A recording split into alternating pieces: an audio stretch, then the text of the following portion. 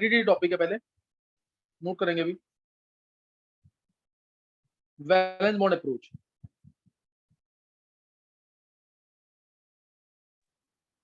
इसमें नोट करना पहले कि इसके थ्रू ना हाइड्रोजन मॉलिक्यूल की स्टेबिलिटी, इससे रिलेटेड क्वेश्चन आया हुआ है आईआईटी में, इसलिए बता रहा हूँ मैं टॉपिक।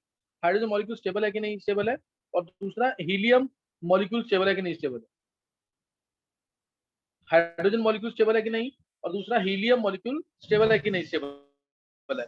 ये पता करेंगे वैलेंस बॉन्ड अप्रोच से, जिसमें हम ये पढ़ेंगे एक तो दो टॉपिक, और उसके साथ स्टडी करेंगे एक ओवरलैपिंग थ्योरी, और स्टडी करेंगे ओवरलैप थ्योरी। तो पहले स्टडी कर रहे हैं वीपीटी के through stability of hydrogen molecule, stability of hydrogen molecule. देखो हाइड्रोजन मॉलिक्यूल में सबको पता है H है, एक इलेक्ट्रॉन इसके पास, एक इलेक्ट्रॉन इसके पास, दोनों अपना डुप्लेट कंप्लीट करेंगे और इस तरह से मॉलिक्यूल स्टेबल है। और ये प्रूफ भी होगा वीपीटी से कि हाइड्रोजन मॉलिक्यूल स्टेबल है through energy level diagram. Suppose ये डायग्राम लिया मैंने, दो हाइड्रोजन एटम है, दोनों अभी इनफाइनाइट डिस्टेंस पे हैं। जैसे ये एक एटम यहाँ पे है, एक एटम यहाँ, दोनों के बीच में इंटरन्यूक्लियर डिस्टेंस क्या है, इनफाइनाइट। दोनों के बीच में इंटरन्यूक्लियर डिस्टेंस क्या है, इनफाइनाइट। जैसे हम अभी तो इन दोनों में कोई अट्रैक्शन नहीं है, दोनों में कोई इंटरेक्शन नहीं है। ये एनर्जी ध्यान देना, दोनों हाइड्रोजन एटम इनफाइनाइट डिस्टेंस पे हैं, दोनों में कोई अट्रैक्शन नहीं है, एनर्जी को मान सकते हैं हम जीरो है।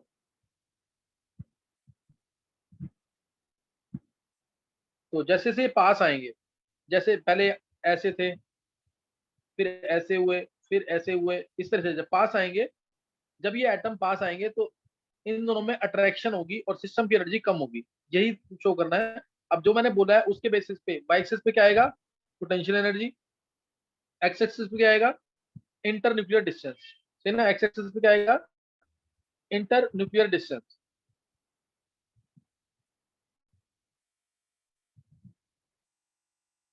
मैं पूरा बता देता हूँ, वाई एक्सिस पे पोटेंशियल एनर्जी और एक्स एक्सिस पे इंटर न्यूक्लियर डिस्टेंस।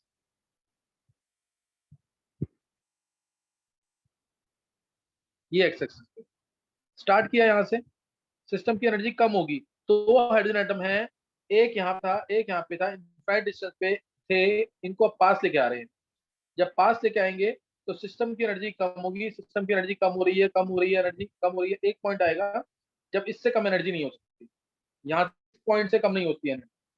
तो इस पॉइंट पे जो दोनों हाइड्रोजन एटम में डिस्टेंस होगा उसको बोलते हैं बॉन्ड लेंथ। और इसके बाद अगर तुम फर्दर पास लेके आओगे तो ये एक हाइड्रोजन एटम, ये दूसरा हाइड्रोजन एटम, अगर मैं इससे और पास लेके आऊंगा तो इनमें क्या स्टार्ट हो जाएगी, रिपल्शन स्टार्ट हो जाएगी। इस न्यूक्लियस में और इस न्यूक्लियस में रिपल्शन स्टार्ट हो जाएंगे और सिस्टम की एनर्जी बढ़ने लग जाएगी।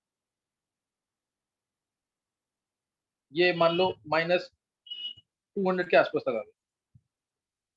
तो इस पॉइंट पे जो डिफरेंस होगा वर्टिकली उसे बोलेंगे बॉन्ड एनर्जी। ये बॉन्ड एनर्जी है। और हॉरिजॉन्टल डिस्टेंस जो होगा इसको कहेंगे बॉन्ड लेंथ। तो सही ना, जो हॉरिजॉन्टल डिस्टेंस होगा इसको कहेंगे बॉन्ड लेंथ। तो बॉन्ड लेंथ की डेफिनेशन पूछी जाती है पेपर में। बॉन्ड एनर्जी मैं ऑलरेडी तुम्हें करा चुका हूँ। बॉन्ड लेंथ की डेफिनेशन पूछी जाती है। बॉन्ड लेंथ की डेफिनेशन क्या है, inter nuclear distance, inter nuclear distance between two atoms at the time of bond formation, या इक्विलिब्रियम डिस्टेंस भी कह सकते हैं। इंटरन्यूक्लियर डिस्टेंस या equilibrium distance between two atoms at the time of bond formation. Internuclear distance या equilibrium distance between two atoms at the time of bond formation. मैंने इस तरह बताया तुम्हें, किसके किससे रिलेटेड, हाइड्रोजन एटम से रिलेटेड। समझ गए कि नहीं, ये दो हाइड्रोजन एटम है, दोनों को हम चेक कर रहे हैं किसका मॉलिक्यूल स्टेबल है कि नहीं। ये एक हाइड्रोजन एटम, ये दूसरा, दोनों को पास लेके आ रहे हैं, यहाँ से यहाँ पे लेके आए, फिर यहाँ से यहाँ पे लेके आए, फिर यहाँ से यहाँ पे लेके आए, और फर्दर पास लेके आएंगे तो सिस्टम की एनर्जी बढ़ जाएगी, क्योंकि दोनों के न्यूक्लियस में और दोनों के इलेक्ट्रॉन्स में रिपल्शन स्टार्ट हो जाएगी। तो सिस्टम की एनर्जी यहाँ से कम हो रही है, कम हो रही है, ये कम होती जा रही है एनर्जी। इस पॉइंट पे आके सिस्टम की एनर्जी क्या हो जाएगी, मिनिमम हो जाएगी। इस पॉइंट पे जो डिस्टेंस होगा दोनों हाइड्रोजन के बीच में उसको बोलेंगे बॉन्ड लेंथ। ये बॉन्ड लेंथ है। और वर्टिकल डिस्टेंस जो होगा इसको कहेंगे bond energy. Energy required to break one mole of bond, energy required to break one mole of bond, या energy release when one mole of bond is formed from isolated atoms. ये bond energy है और ये bond length. किसी को कोई doubt तो नहीं है? सर इसमें फोर्स का और इंटरन्यूक्लियर डिस्टेंस का वेरिएशन कैसे होगा? इंटरन्यूक्लियर डिस्टेंस का वेरिएशन क्या है, वो तो पता लग गया ना। जैसे जो तू पास लेके आ रहा है तो इंटरन्यूक्लियर डिस्टेंस कम हो रहा है। नहीं सर, फोर्स का एक और पॉइंट पे आएगा जब इंटरन्यूक्लियर डिस्टेंस का। फोर्स का क्या, सर फोर्स का जो मतलब इनके बीच में फोर्स होएगा इंटरेक्शन का, और इंटरन्यूक्लियर डिस्टेंस का वो रिलेशन यहाँ पे ये ग्राफ यहीं पे कैसे बनेगा? इस पॉइंट पे कर्व, इस पॉइंट पे मैक्सिमम होगा फोर्स ऑफ अट्रैक्शन। इस पॉइंट पे मैक्सिमम होगा और उसके बाद जब तू और पास लेके आएगा तो फिर एनर्जी बढ़ती जाएगी सिस्टम। तो सर एक्स एक्सिस के ऊपर रिपल्सिव फोर्स डोमिनेट कर रहा है और उसके नीचे अट्रैक्टिव फोर्स। हाँ, यहाँ पे जीरो माना ना, यहाँ फोर्स जीरो है, नीचे एनर्जी कम होती जा रही है, अट्रैक्टिव फोर्स बढ़ता जा रहा है। ठीक है सर। ये यहाँ पे आ गया हाइड्रोजन एटम के लिए। अब इसको हम न्यूक्लियस के थ्रू शो कर रहे हैं। जैसे ये एक हाइड्रोजन एटम, ये इसका इलेक्ट्रॉन, दोनों में अट्रैक्शन तो हो गई। ये दूसरा हाइड्रोजन एटम, ये इसका इलेक्ट्रॉन, इन दोनों में अट्रैक्टिव फोर्स तो हो गई। अब मेरे को चेक करना है कि इन दोनों में, इस वाले हाइड्रोजन एटम में इसमें अट्रैक्शन होगी कि नहीं होगी। तो तुम चेक करोगे तो तुम्हें दिख रहा है यहाँ पे कि इसका इलेक्ट्रॉन, ध्यान देंगे, इसका जो इलेक्ट्रॉन है वो इससे अट्रैक्टेड होगा, ये एक अट्रैक्टिव फोर्स। इसका इलेक्ट्रॉन इससे अट्रैक्टेड होगा, दूसरा अट्रैक्टिव फोर्स, दो अट्रैक्टिव फोर्स है। और इन दोनों इलेक्ट्रॉन्स में होगी रिपल्शन, इन दोनों न्यूक्लियस में भी क्या होगी, रिपल्शन। लेकिन अट्रैक्टिव फोर्सेस डोमिनेट करते हैं हाइड्रोजन मॉलिक्यूल का फॉर्मेशन, इसीलिए होता है। अट्रैक्टिव फोर्सेस दो अट्रैक्टिव है, दो रिपल्सिव है। अट्रैक्टिव फोर्सेस एक पॉइंट तक डोमिनेट करते हैं, उसके बाद फर्दर पास लेके आएंगे हाइड्रोजन एटम्स को, तो रिपल्सिव फोर्सेस डोमिनेट करेंगे और मॉलिक्यूल अनस्टेबल हो जाएगा। तो ये इस तरह से भी शो कर सकते हैं। एक का इलेक्ट्रॉन दूसरे के न्यूक्लियस से अट्रैक्टेड है, इधर भी इलेक्ट्रॉन दूसरे के न्यूक्लियस से अट्रैक्टेड है, ये अट्रैक्टिव फोर्स। रिपल्सिव फोर्सेस होंगे दोनों के इलेक्ट्रॉन के बीच में और दोनों के न्यूक्लियस के बीच में। ऐसे ही अगर मैं बात करता हूँ वीबीटी के through helium molecule, helium molecule क्यों अनस्टेबल है, हीलियम मॉलिक्यूल क्यों अनस्टेबल है, इसमें क्या होगा, जैसे जैसे दो हीलियम एटम्स को potential energy versus inter nuclear distance, दो हीलियम एटम को पास लेके आते रहेंगे, दो हीलियम एटम को पास लेके आएंगे तो क्या होगा, सिस्टम की एनर्जी बढ़ती जाएगी। सही ना, सिस्टम की एनर्जी क्या होती जाएगी, बढ़ती जाएगी। Potential energy inter nuclear distance, दो हाइड्रोजन एटम को पास लेके आए तो सिस्टम की एनर्जी कम हुई थी। अब हीलियम एटम को पास लेके आते हैं दो, एक हीलियम ये एक हीलियम, इन दोनों को पास लेके आएंगे तो इनके न्यूक्लियस में रिपल्शन ज्यादा होंगी, इनके इलेक्ट्रॉन जो है उनमें रिपल्शन ज्यादा होंगी, इसलिए हीलियम मॉलिक्यूल एग्जिस्ट नहीं करेगा। इसको हम एमओटी से भी शो कर सकते हैं। तो हीलियम एटम को पास लेके आएंगे, बॉन्ड ऑर्डर जो होता है इसका, फिर बॉन्ड ऑर्डर जो आएगा वो जीरो आएगा, half into NP minus N करेंगे, ये जीरो आता है। इसका ग्राफ मतलब दोबारा बताना। दो हीलियम एटम को पास ला रहे हैं तो रिपल्सिव फोर्सेस डोमिनेट करते हैं, इससे सिस्टम की एनर्जी बढ़ती जा रही है। क्लियर हो गया कि नहीं, हीलियम के केस में ये ग्राफ ऑब्जर्व होता है। हाइड्रोजन के केस में सिस्टम की एनर्जी कम होती जा रही थी, कम होती जा रही थी एक पॉइंट पे, फिर उसके बाद पास लेके आएंगे तो बढ़ती जाएगी, बढ़ती जाएगी, इस तरह से। हो गया क्लियर कि नहीं। Yes sir. सर ये और एम इसको भी अगर मैं क्या है?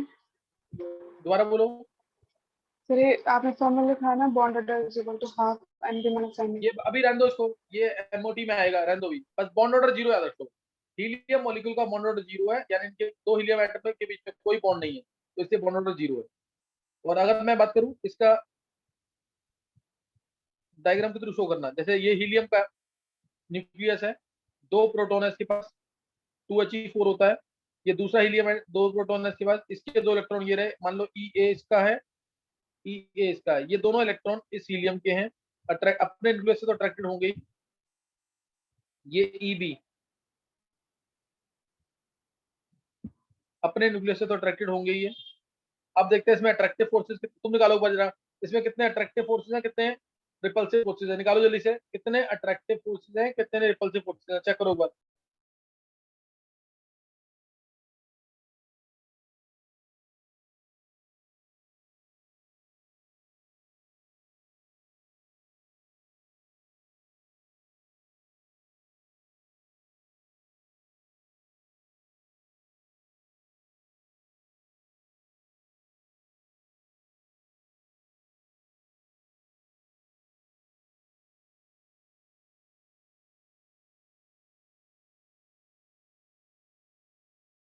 Sir 4 attractive 5 repulsive.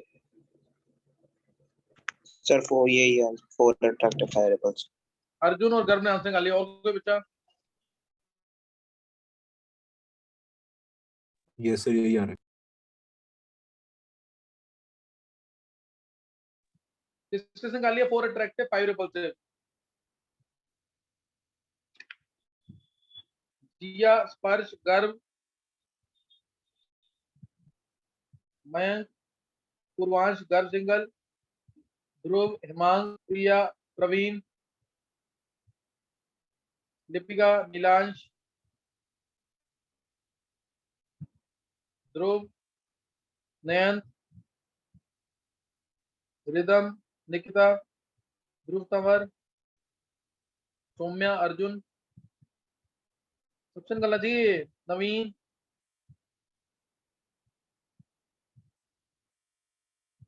विदुषी, आयुषी, हर्षित, शरद। चलो देखो इधर,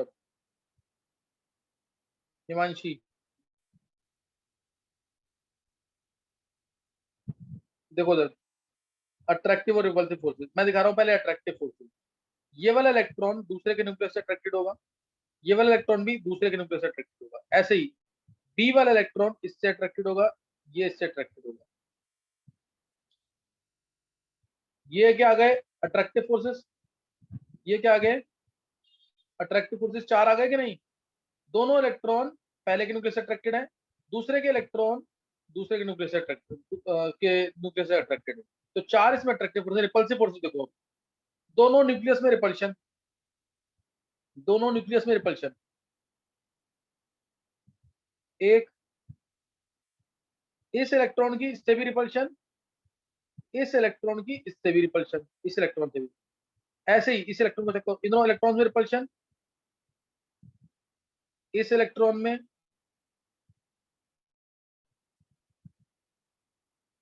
तो ये टोटल कितने आ गए? 5 रिपल्सिव फोर्सेस, 5 रिपल्सिव 4 अट्रैक्टिव। इसलिए हीलियम का मॉलिक्यूल एग्जिस्ट नहीं करता, He2 एग्जिस्ट नहीं करता। नहीं तो एक वर्ड में आंसर तुम्हें आता तो लिखना बॉन्ड ऑर्डर इसका 0 है, इसलिए एग्जिस्ट नहीं करता। बॉन्ड ऑर्डर इसका 0 है, इसलिए ये एग्जिस्ट नहीं करेगा। बस तुम्हें ये ध्यान रखना। तो ये जरूर कर लेना, इससे रिलेटेड क्वेश्चन ना IIT में 2020 में भी क्वेश्चन आया है इसकी थ्योरी से रिलेटेड, तो जरूर कर लेना ये क्वेश्चन। सर एक बार इलेक्ट्रॉन का रिपल्शन बता दो कैसे हुआ। एक हीलियम में 2 इलेक्ट्रॉन होंगे, यस सर। वो दोनों इलेक्ट्रॉन दूसरे हीलियम के इलेक्ट्रॉन से रिपल्सिव फोर्सेस होगा। तो 4 रिपल्सिव फोर्सेस हो गए और 2 न्यूक्लियस में रिपल्सिव फोर्सेस हो गए। सही है? Okay sir. चलो ये तुम्हें यहाँ पे क्लियर हो गया। अब नेक्स्ट मूव करना है तुम्हें ओवरलैपिंग थ्योरी। उसके लिए सिग्मा और पाई बॉन्ड निकालना आना चाहिए। मैं जल्दी से बता रहा हूँ तुम्हें, सबने पढ़ रखा है ना एक बार सिग्मा और पाई बॉन्ड? कोई ऐसा बच्चा तो नहीं है जिसने सिग्मा पाई बॉन्ड नहीं पढ़ रखा है? Yes sir. सिग्मा और पाई बॉन्ड, मैं ये मान के चल रहा हूँ सबने पढ़ रखा है, इसलिए थोड़ा फास्ट बताऊंगा। कोवेलेंट बॉन्ड्स के 4 टाइप्स मैंने बताए थे मैंने, सिग्मा, पाई, डेल्टा और फाई। सिग्मा, पाई, डेल्टा हम पढ़ेंगे, पाई ज्यादा इंपॉर्टेंट नहीं है। सिग्मा, पाई, डेल्टा। सिग्मा सिग्मा बॉन्ड, पहले सिग्मा बॉन्ड है, ये कोवेलेंट बॉन्ड्स के टाइप है, कोवेलेंट बॉन्ड्स के टाइप है ये। सिग्मा बॉन्ड कैसे बनता है? Bye partial overlapping of atomic orbitals along INA, bye partial overlapping of atomic orbitals along INA, internuclear axis. जैसे मैं एग्जांपल दे रहा हूं यहाँ पे, सिग्मा बॉन्ड ये कैसे बना देखो, ये बनता है SS ओवरलैप से, ये बनता है SP ओवरलैप से, ये बनता है PP ओवरलैप।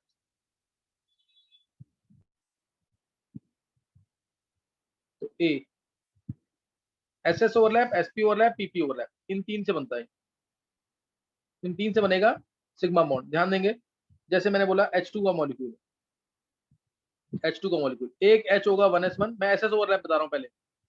H होगा 1s1, दूसरा HP होगा 1s1।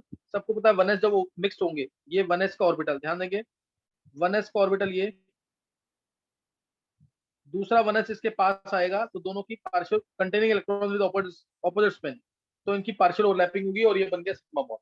H और H के बीच में बन गया सिग्मा बॉन्ड, सिंगल बॉन्ड तो सिग्मा बॉन्ड, सिंगल बॉन्ड तो सिग्मा बॉन्ड। और ये ओवरलैपिंग जो हो रही है, this is along INA, inter nuclear axis, nucleus के एक्सिस ओवरलैपिंग हो रही है, न्यूक्लियस की एक्सिस पे ओवरलैपिंग हो रही है। ये पता लग गया कि नहीं? दूसरा second sp overlap, sp overlap, H है 1s1, दूसरा मॉलिक्यूल लिया F, 1s2, 2s2, 2px2, 2py2, 2pz1। Half filled orbitals ही ओवरलैप करते हैं, ध्यान रखना है। हाफ फील्ड ऑर्बिटल्स ही ओवरलैप करेंगे, ये ध्यान रखना है। अब देखो इधर HF, H ये है कंटेनिंग इलेक्ट्रॉन, F आएगा डबल शेप में इलेक्ट्रॉन होगा क्योंकि P है यहाँ पे, ये इलेक्ट्रॉन आया इसके पास, इलेक्ट्रॉन ओवरलैप करेगा, ऑपोजिट स्पिन होगी, ओवरलैपिंग हुई, और कहाँ पे हुई है? न्यूक्लियस की एक्सिस पे, इंटर न्यूक्लियर एक्सिस पे ओवरलैपिंग। न्यूक्लियस की एक्सिस पे पार्शियल ओवरलैपिंग हो रही है तो बॉन्ड होगा स्ट्रॉन्ग। ये sp ओवरलैपिंग से बना है सिग्मा बॉन्ड। पहला बना था SS ओवरलैपिंग से, दूसरा बना sp ओवरलैपिंग से। अब तीसरा देखेंगे, नोट कर लिए सबने?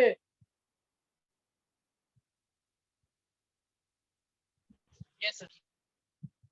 चलो थर्ड देखना, pp ओवरलैपिंग से। pp ओवरलैप, एक लिया F, 1s2, 2s2, 2p5, 2p5 मतलब 2px2, 2py2, 2pz1। दूसरा F लिया, 2pz1, दोनों F आए containing electron with opposite spin. ये एक F 2p के अंदर, दूसरा F 2p के अंदर containing electron with opposite spin, partial overlapping होगी तो बन जाएगा। और ध्यान रखना pp ओवरलैप ज्यादा एरिया कवर करता है, pp ओवरलैप ज्यादा एरिया कवर करता है, p ऑर्बिटल ज्यादा डायरेक्शनल होता है, इसलिए p ऑर्बिटल डायरेक्शनल होता है, pp ओवरलैप ज्यादा एरिया कवर करता है। डिटेल दूंगा इसकी मैं पूरी, क्योंकि f में जो इलेक्ट्रॉन है, f में सॉरी s में जो इलेक्ट्रॉन है वो कहीं पे भी हो सकता है, वो कहीं पे भी हो सकता है, ओवरलैपिंग इसकी कम एक्सटेंट तक मानते हैं। p का जो है ओवरलैप है ये 100% हो रहा है, आपको समझ गए कि नहीं? तो एरिया ओवरलैपिंग ज्यादा एक्सटेंट तक मानते हैं, p सर इसमें ओवरलैप। न्यूक्लियस क्या लाइक करता है? न्यूक्लियर ये रहा यहाँ पे, समझ गया शरद? Yes sir. इसमें भी ओवरलैपिंग हो रही है न्यूक्लियस की एक्सिस पे, इसमें भी ओवरलैपिंग हो रही है न्यूक्लियस की एक्सिस, समझ गया कि नहीं है? तो ये हमारा बन गया पीपी ओवरलैप सिग्मा बॉन्ड। तो अब ये भूलना नहीं है बिल्कुल भी, सिग्मा बॉन्ड जो है एसएस ओवरलैप से बनता है, एसपी ओवरलैप से बनता है, पीपी ओवरलैप से बनता है। एसएस ओवरलैप से, एसपी ओवरलैप से और पीपी ओवरलैप से। डीडी ओवरलैप से भी बनता है, बताऊंगा उसको भी। डीडी ओवरलैप से भी सिग्मा बॉन्ड बनता है, वो भी मैं बताऊंगा तुम्हें, अभी तुम्हें यहाँ ध्यान रखना है, सही ना? अब पढ़ेंगे जो नॉर्मल क्वेश्चन बनते हैं। अब पाई बॉन्ड कैसे बनता है, डेफिनेशन याद रखना, स्कूल में डेफिनेशन आएगी, differentiate between sigma and pi bond, ये क्वेश्चन है स्कूल का। पहले सिग्मा बॉन्ड की डेफिनेशन क्या है? It is formed by partial overlapping of atomic orbitals along internuclear axis, along internuclear axis. अब मैं अगर तुम्हें बताऊं पाई बॉन्ड, तो ये बनता है जैसे उसमें एक्सियल ओवरलैपिंग हुई। सिग्मा बॉन्ड में कैसी हुई? एक्सिस पे ओवरलैपिंग हुई ना, एक्सिस पे ओवरलैपिंग हुई है। ये जैसे पी एक्स है तो एक्स एक्सिस पे ओवरलैपिंग हुई, एक्सिस पे ओवरलैपिंग हुई है, एक्सियल ओवरलैपिंग कहते हैं सिग्मा बॉन्ड में। इसमें बोलेंगे साइडवेज ओवरलैपिंग। पाई बॉन्ड में क्या बोलेंगे? साइडवेज और लेटरल और कोलेटरल ओवरलैपिंग। साइडवेज को ही कोलेटरल बोलते हैं या लेटरल ओवरलैपिंग। ये वर्ड याद ना, ऑब्जेक्टिव में यही वर्ड पूछे जाते हैं, कोलेटरल ओवरलैपिंग, लेटरल ओवरलैपिंग या साइडवेज ओवरलैपिंग। एग्जांपल दूंगा सो क्लियर होगा। डेफिनेशन, सिग्मा बॉन्ड जो है इसके हमेशा परपेंडिकुलर डायरेक्शन में पाई बॉन्ड बनेगा, ये याद रखना। तो परपेंडिकुलर डायरेक्शन दो हो सकती हैं, जैसे ऊपर सिग्मा बॉन्ड मैंने दिखाया तुम्हें, या तो परपेंडिकुलर डायरेक्शन क्या होगी? ये वाली होगी, ये ऐसे, ये बन जाएगा पाई बॉन्ड ऐसे, या तो ये होगी परपेंडिकुलर डायरेक्शन, या फिर इस पॉइंट से, ध्यान देना, इस पॉइंट से ऐसे ही पी ऑर्बिटल तुम्हारी तरफ आ रहा है, उसका एक लोब तुम्हारी तरफ है और एक लोब नीचे है। इस पॉइंट से एक लोब तुम्हारी तरफ आ रहा है, एक लोब पीछे है, जिसको मैं ऐसे शो कर रहा हूं अभी, समझे कि नहीं? ये पाई बॉन्ड बनेगा। अभी एग्जांपल दूंगा और क्लियर होगा। तो पहले पाई बॉन्ड की डेफिनेशन क्या है? डेफिनेशन सबसे इंपॉर्टेंट, स्कूल में डेफिनेशन ही पूछेंगे। It is formed by sideways और लेटरल और collateral overlapping of atomic orbitals in a direction perpendicular to the internuclear axis, in a direction perpendicular to the internuclear axis. ये definition है इसकी। pi bond is formed by sideways or lateral overlapping, formed by sideways or lateral overlapping in a direction perpendicular to INA, in a direction perpendicular to I and A internuclear axis. Definition सबको clear हो गई कि नहीं?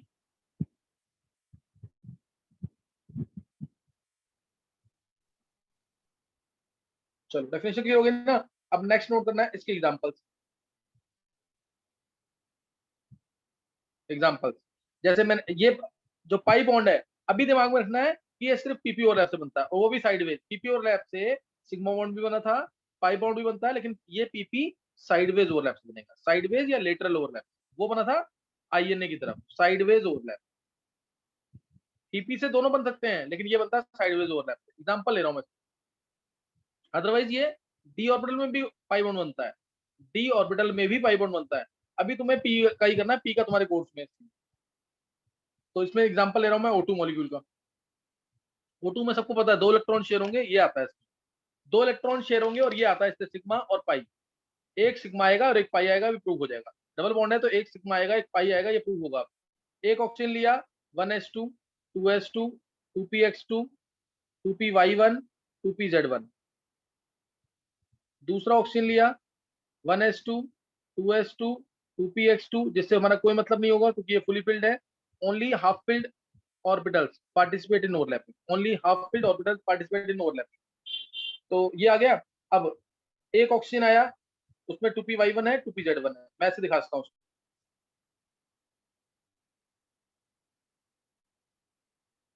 ये 2py1 हो गया, ये एक हो गया 2pz। 2pz को क्योंकि हमने न्यूक्लियस के एक्सेस में माना है, जरूरी नहीं कि 2pz हमेशा न्यूक्लियस के एक्सेस पे हो, ये मान लिया मैंने 2pz है। दूसरा मॉलिक्यूल का जब आएगा ऐसे ही सेम मॉलिक्यूल, ये 2pz आ गया इसका, ये साइड न्यूक्लियस के एक्सेस पे ओवरलैपिंग हो रही है, तो सिग्मा बॉन्ड बन गया, और ये बनेगा इधर पाई बॉन्ड। ये बनेगा यहाँ पे, तो दिखाना आपको दिखा दो, ये दिखा दिया मैंने, ऐसे ऐसे ऐसे और ऐसे, ये बन गया पाई बॉन्ड। ये सिग्मा और ये ऊपर पाई। पाई बॉन्ड के 2 इलेक्ट्रॉन क्लाउड है, ऊपर भी है नीचे भी। पाई बॉन्ड के 2 इलेक्ट्रॉन क्लाउड होते हैं, एक ऊपर और एक नीचे। इसलिए पाई बॉन्ड का फॉर्मेशन होता है तो इलेक्ट्रॉन क्लाउड होता है अनसिमेट्रिकल, क्योंकि इसके बाद 2 इलेक्ट्रॉन क्लाउड होते हैं। सिग्मा बॉन्ड बनता है तो इलेक्ट्रॉन क्लाउड होता है सिमेट्रिकल, क्योंकि इसमें एक ही इलेक्ट्रॉन है यहाँ पे। ये इलेक्ट्रॉन क्लाउड सिमेट्रिकल, ऊपर electron cloud unsymmetrical. Sigma bond strong bond है क्योंकि इसमें ओवरलैपिंग ज्यादा एक्सटेंड तक हुई है, इतने एरिया में ओवरलैपिंग हुई है। पाई बॉन्ड वीक बॉन्ड है क्योंकि इसमें सिर्फ साइडवेज ओवरलैपिंग हुई है। ये पूछते हैं पाई बॉन्ड वीक बॉन्ड क्यों है, सिग्मा बॉन्ड स्ट्रॉन्ग बॉन्ड क्यों है। समझ आ गया कि नहीं? ये सर एक पाई बॉन्ड नीचे भी तो है, 2 है ना सर पाई बॉन्ड?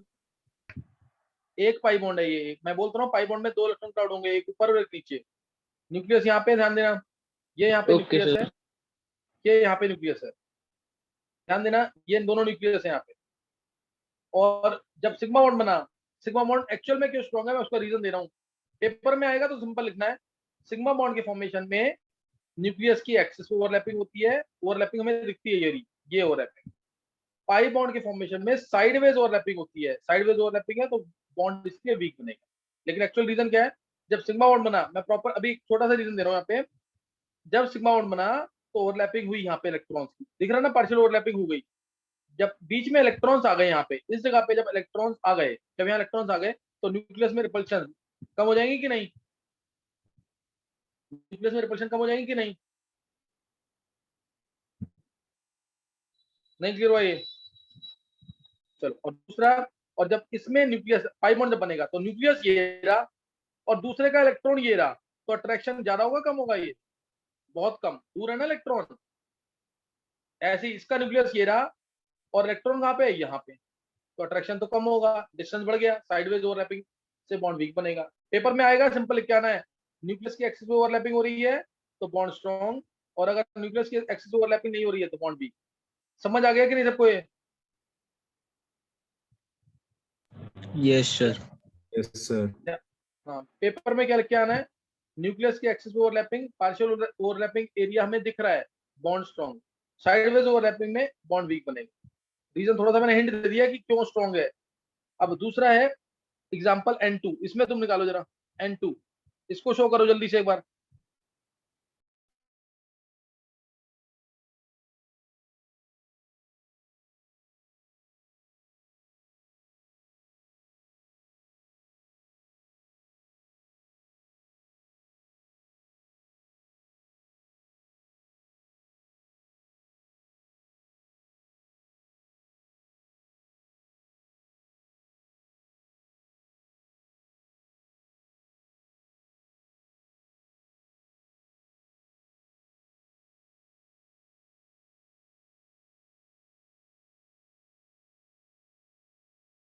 सर हो गया।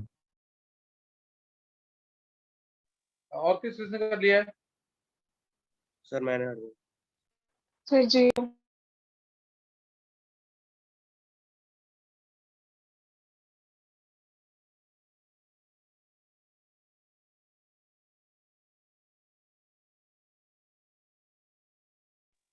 चलो देखो, जिया, अर्जुन और गर्ग तीनों ने कर लिया। देखेंगे आंसर, देखेंगे जल्दी से। नाइट्रोजन है, गर्ग ने भी कर लिया है। Yes sir. देखो नाइट्रोजन, एक nitrogen 1s2 2s2 2px1 2py1 2pz1। दूसरा नाइट्रोजन तीन हाफ फील्ड है, 2px1 2py1 2pz1। तो यही तो ओवरलैप करेंगे, ये दोनों ओवरलैप कर जाएंगे, ये दोनों ओवरलैप कर जाएंगे, 2py1 2py1 और 2pz1 2pz, ये ओवरलैप कर जाएंगे। तो इसी को दिखाना है मैंने। एक सिग्मा बॉन्ड बनेगा, 2pz को ही मानते हैं कि सिग्मा बॉन्ड बनाएगा। ऐसा नहीं कि वो पाई नहीं रास्ता, पाई कन्वेंशन में मान रखा है कि जेड एक्सिस को आईएन ने माना। तो ये एक नाइट्रोजन,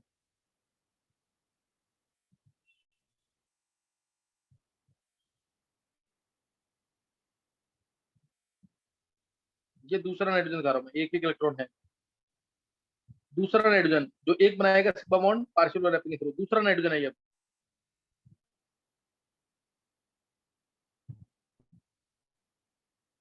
ये बनाएगा पाई बॉन्ड, एक तो दिखा दिया सिग्मा, और ये भी बनाएगा पाई बॉन्ड। ये बना एक पाई बॉन्ड, ये बन गया एक पाई बॉन्ड। ये एक पाई बॉन्ड है जिसका इलेक्ट्रॉन क्लाउड एक ऊपर होगा और एक नीचे होगा। ये दूसरा पाई बॉन्ड जो तुम्हारी तरफ आ रहा है, एक लोब इसका पीछे की तरफ है स्क्रीन के। समझ गए कैसे? Sigma bond is always perpendicular to pi bond, pi bond is always formed in a direction perpendicular to the sigma bond. Clear हो गया कि नहीं? तो एन ट्रिपल बॉन्ड एन है जिसमें एक सिग्मा होगा और दो पाई होगा, एक सिग्मा दो पाई। तो दो एटम्स के बीच में मैक्सिमम बॉन्ड कितने बन सकते हैं?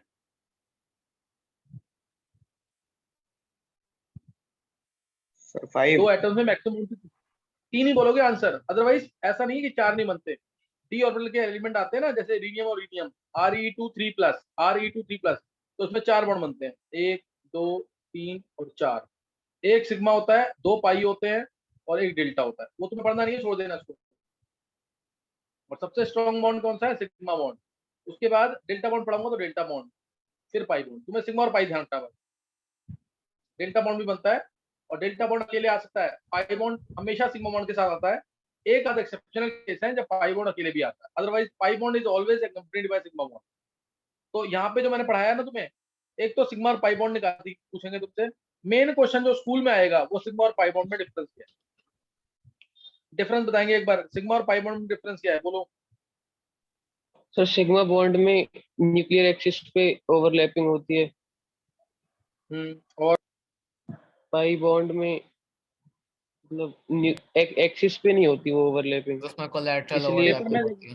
वैभव देखो, तुमने अगर लैंग्वेज साइडवेज होती है। दोबारा सुन लेंगे, अगर तुमने लैंग्वेज में नहीं लिखा 0 मार्क्स से सीधा, पूरा प्रॉपर लैंग्वेज में क्या है। Sigma bond is formed by partial overlapping of atomic orbitals along the internuclear axis. Pi bond is formed by sideways और lateral overlapping in a direction perpendicular to the internuclear axis. Sigma bond strong bond होता है, pi bond weak bond होता है। इसके अलावा sigma bond occurs alone, can occur alone, sigma bond can occur alone. Pi bond, तीसरा point बता रहा हूं मैं ये, पहले तो डेफिनेशन लिखनी है। पाई bond is always accompanied by sigma bond, pi bond is always accompanied by sigma bond. लेकिन बहुत सारे केसेस देखे गए ऐसे जिसमें पाई बॉन्ड अकेले भी आता है। और पॉइंट क्या है? सिग्मा बॉन्ड का इलेक्ट्रॉन, एक ही electron cloud, symmetrical electron cloud होता है, सिमेट्रिकल इलेक्ट्रॉन क्लाउड।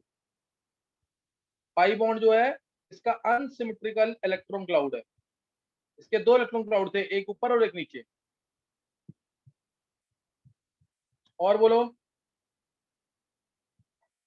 बहुत डिफरेंसेस हैं, और बोलो क्या डिफरेंस आएगा? Sigma bond is formed by sp और pp और रैप along INA, along INA जरूर लिखना।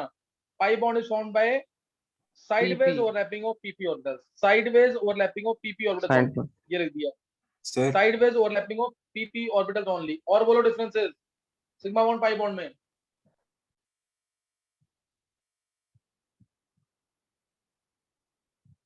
Sigma bond can rotate freely, sigma bond में free rotation around sigma bond is possible. Free rotation बहुत इंपॉर्टेंट लाइन है ये, ऑर्गेनिक में यूज करूंगा। Free rotation around sigma bond is possible, इसको पूरा घुमा सकते हैं हम, around sigma bond is possible. इसमें फ्री रोटेशन पॉसिबल नहीं है, इसमें होगी हिंडर्ड और रिस्ट्रिक्टेड रोटेशन। वर्ड याद रखना, हिंडर्ड और restricted rotation is there around pi bond. Restricted rotation around pi bond is there, जिसकी वजह से इसमें फ्री रोटेशन है ना, इसलिए आगे भी तो बताऊंगा, इसी वजह से इसके अंदर कन्फर्मेशनल आइसोमेरिज्म आएगी, कन्फर्मेशनल आइसोमेरिज्म। और क्योंकि इसमें हिंडर्ड और रिस्ट्रिक्टेड रोटेशन है, इसलिए इसके अराउंड ज्योमेट्रिकल आइसोमेरिज्म आएगी। जब पढ़ेंगे आइसोमेरिज्म तो मैं बताऊंगा, ये लाइन तो मैं बोलूंगा कि पढ़ा रखा मैंने। फ्री रोटेशन की वजह से कन्फर्मेशनल आइसोमेरिज्म आएगी, और हिंडर्ड और रिस्ट्रिक्टेड रोटेशन की वजह से पाई बॉन्ड के अराउंड जो होती है, पाई बॉन्ड के अराउंड ज्योमेट्रिकल आइसोमेरिज्म आएगी। कोई डाउट किसी को? Sir sir last point repeat कर दीजिए प्लीज। यस सर, लास्ट वाला बता दो एक बार। लास्ट वाला पॉइंट बस तुम्हें ये याद रखना है, सिग्मा बॉन्ड क्योंकि स्ट्रॉन्ग होता है इसलिए फ्री रोटेशन हो सकती है इसके अराउंड, पाई बॉन्ड वीक होता है इसलिए उसमें हिंडर्ड या रिस्ट्रिक्टेड रोटेशन होती है, फ्री रोटेशन नहीं होती। बस इतना याद रखना, सही है? सर एक बार पीछे वाला आपने N2 वाला मॉलिक्यूल बनाया था, एक बार वो दिखा दो। एक मिनट, सही अगर जैसे इसमें आपने p ऑर्बिटल बनाया है जो सर वर्टिकल वाला बनाया है, तो सर उसमें नीचे वाले लोब में तो इलेक्ट्रॉन है नहीं, तो वहां पे इलेक्ट्रॉन क्लाउड कैसे है? ये घूमता रहता है, ये रेजोनेट करता है ऊपर नीचे, समझा कि नहीं? ये यहाँ पे वो तो मैंने दिखा दिया है, यहाँ पे तो यहाँ ही थोड़ी है, ये तो घूम रहा है ना, ऊपर नीचे घूम रहा है सिर्फ ये। सर घूम रहा है मतलब? यहाँ पे भी है, यहाँ पे इलेक्ट्रॉन क्या रुका हुआ है, यहाँ पे भी है, यहाँ पे भी है, समझा कि नहीं? अच्छा ठीक है सर। और कोई डाउट है किसी को? तो सर सर इसका ये लेकिन फोर एक बॉन्ड टाइम वाला पे कैसे होता है? दोबारा बोलना। सर इसका इलेक्ट्रॉन क्लाउड जो होगा सर वो ये कब जो आपने इफेक्टिव बताया होगा? था कि मैक्सिमम 4 बॉन्ड बन सकते हैं, वो कैसे बन सकते हैं? वो छोड़ दे, अभी ध्रुव पूछ रहा है। ध्रुव, सर एक चीज बता रहा हूँ कि आकाश और यहाँ में बहुत डिफरेंस है। और किसी को पूछना कुछ? गर्व सर तू एक पूछ रहा टाइम था पे अभी, एक इलेक्ट्रॉन क्लाउड होगा ना? किसमें? सिग्मा बॉन्ड में एक ही इलेक्ट्रॉन क्लाउड होगा, सिग्मा बॉन्ड में सर पाई बॉन्ड में एक टाइम पे एक ही इलेक्ट्रॉन क्लाउड होगा ना? नहीं, 2 इलेक्ट्रॉन क्लाउड होंगे। पाई बॉन्ड में 2 इलेक्ट्रॉन क्लाउड होंगे, एक ऊपर और एक नीचे। तो सर जो पाई बॉन्ड का इलेक्ट्रॉन क्लाउड होगा वो कम इफेक्टिव होगा ना? तभी तो बोला जा रहा है, ऊपर नीचे एक ही 2 ही इलेक्ट्रॉन है, ऊपर नीचे दोनों रेजोनेट कर रहे हैं, तो बॉन्ड ठीक होगा ना, एक ओवरलैपिंग भी प्रॉपर रही है। Yes sir. कल एक बार टेस्ट के लिए रेडी रहना, कल क्वेश्चन ही कराऊंगा मैं इसके, और ओवरलैपिंग वाले क्वेश्चन भी कराऊंगा, तो कल रेडी रहना। क्या कहते हैं, ऑफलाइन क्लास के लिए, और पढ़ के जरूर आना है। सर 3:30 टाइमिंग है ना? हाँ 3:30 का टाइम। हाइब्रिड नहीं होगी? नहीं हाइब्रिड नहीं होगी।